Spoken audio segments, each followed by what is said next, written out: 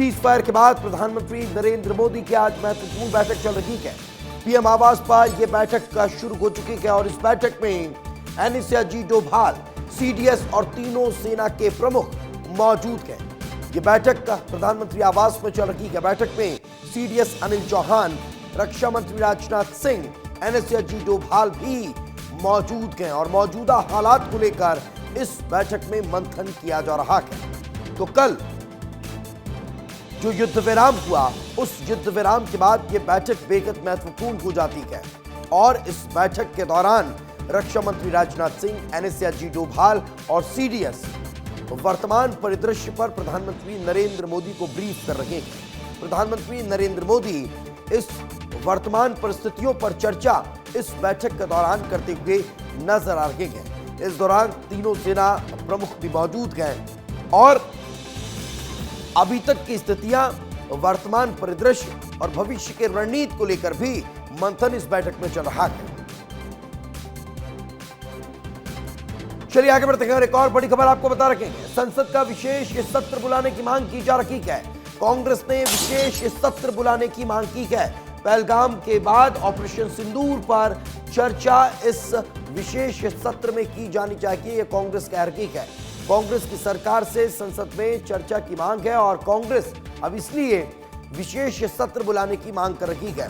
सर्वदलीय बैठक का बुलाई जाए, यह भी कांग्रेस कह रही है। पीएम मोदी की अध्यक्षता में यह सर्वदलीय बैठक हो, यह कांग्रेस कहती हुई नजर आ रही है।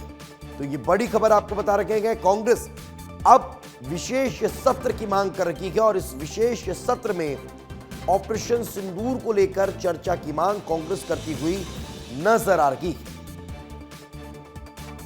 ये दो अलग अलग तस्वीरें इस वक्त आपके टेलीविजन स्क्रीन पर है। पहली तस्वीर में प्रधानमंत्री नरेंद्र मोदी की बड़ी बैठक आपको दिखा रखे हैं। ये बैठक अभी इस वक्त चल रही है। हालांकि ये कल की तस्वीर है, लेकिन आज भी कुछ इसी तरह की बैठक जारी है। तो दूसरी तस्वीर विपक्ष के नेताओं की, जो अब विशेष सत्र की मांग कर रहे हैं और इस विशेष सत्र की मांग के जरिए इनकी सदन में ऑपरेशन सिंदूर पर चर्चा की मांग है।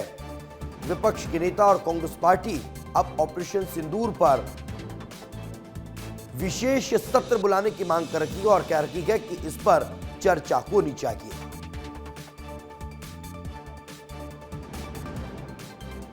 तो आपको बता दें कि कहीं ना कहीं विपक्ष अब विशेष सत्र की मांग करता हुआ नजर आ रहा है। दूसरी तरफ इस वक्त पीएम आवास में बैठक चल रही है। हमारे दो सहयोगी हमारे साथ जुड़ चुके हैं। अमृत तिवारी हमारे साथ जुड़े हुए हैं। सबसे पहले अमृत का रुख कर लेते हैं। अमृत, सबसे बड़ा सवाल तो यही, विपक्ष अब विशेष सत्र बुलाने की मांग कर रहा है। क्या इसको लेकर कोई जानकारी निकलकर सामने आ रही है? सरकार की तरफ से इस पर कोई रिएक्शन दिया गया है?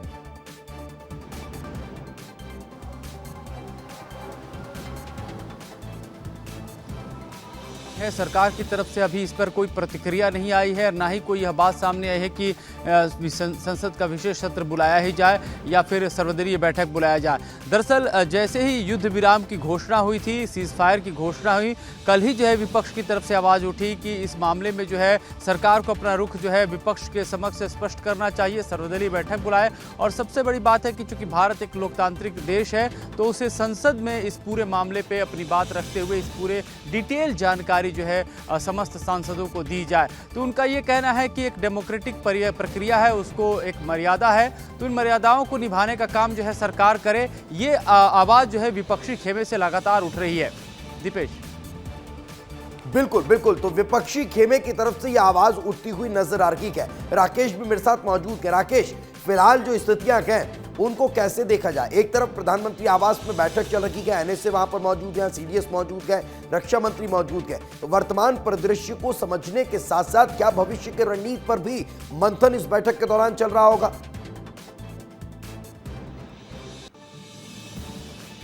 बिल्कुल दीपेश, देखिए भविष्य की रणनीति पर ही मंथन हो रहा है और इसलिए क्योंकि सीज फायर जो है वो युद्ध विराम की घोषणा हो गई है, लेकिन भारत की एक ही पॉलिसी है, आतंकवाद के खिलाफ लड़ना और पाकिस्तान को मुंह तोड़ जवाब देना। और पाकिस्तान के खिलाफ भारत की रणनीति साफ है।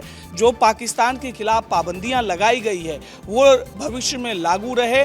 पाकिस्तान पर किसी तरह से जो है दबाव बनाया जाए, FATF के लिस्ट में भी उसे ब्लैक लिस्ट में डालना चाहिए और जो वैश्विक स्थिति है पाकिस्तान की, भारत अपने साथ पाकिस्तान के साथ एक भी व्यापार नहीं करना चाहता। तो इन सभी विषयों पर ये बातचीत हो रही होगी, चूंकि हाई लेवल मीटिंग है और देश की आंतरिक सुरक्षा का भी विषय है कि पाकिस्तान जैसे नापाक हरकत करता रहा है, अपने क्षेत्र से जो है ड्रोन से हमला करता रहा है, तो इन सीज फायर के बावजूद अगर पाकिस्तान इस तरह की कायरता करता है तो भारत उसका क्या जवाब दे सकता है। और दूसरी बात यह कि पिछले 3-4 दिनों में जो हरकत पाकिस्तान की ओर से की गई है, उसके बाद इंटरनल सिक्योरिटी का मसला सामने आया है, जगह जगह जो है ब्लैकआउट का मसला सामने देखने को मिला है, मार्केट बंद कर दिया गया था। तो अब धीरे धीरे स्थिति जो है वो पटरी पर आ रहा है। तो इस लिहाज से व्यवस्थाएं हैं वो पटरी पर आती हुई नजर भी आ रही है और यही कारण है कि ये बैठक बेहद खास और महत्वपूर्ण हो जाती है।